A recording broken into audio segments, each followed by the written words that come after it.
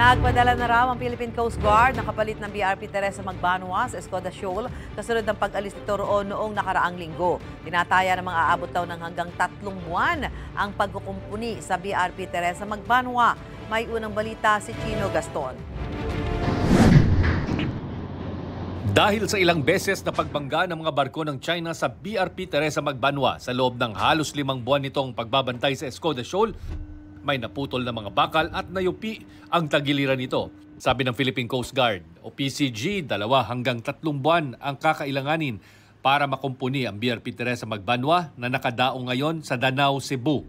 Unang inaayos ang malaking butas sa gilid nito.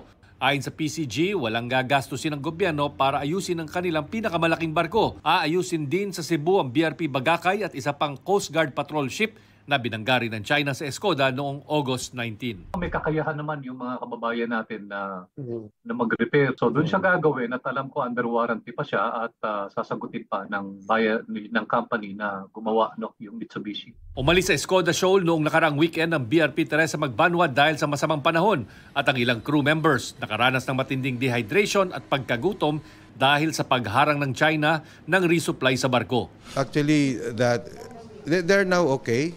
They have recovered. Merong human element yung ating mga gawain sa West Philippine Sea. Tao din po yung pinapadala natin. Huwag nating kalimutan na mga kababayan din natin yon. Pareho lang din po sila sa atin. Nagpadala na ang PCG ng kapalit ng Magbanua sa Escoda Shoal pero hindi sila nagbigay ng impormasyon kung ilan at kung nakarating na ang mga ito ng Escoda Shoal. Noong nakaraang linggo may namataang 9 na Coast Guard, 4 na Navy at 52 militia vessels ng China na nagbabantay pa rin sa Escoda na 75 nautical miles lang ang layo mula Palawan. Ito ang unang balita, Chino Gaston, para sa GMA Integrated News.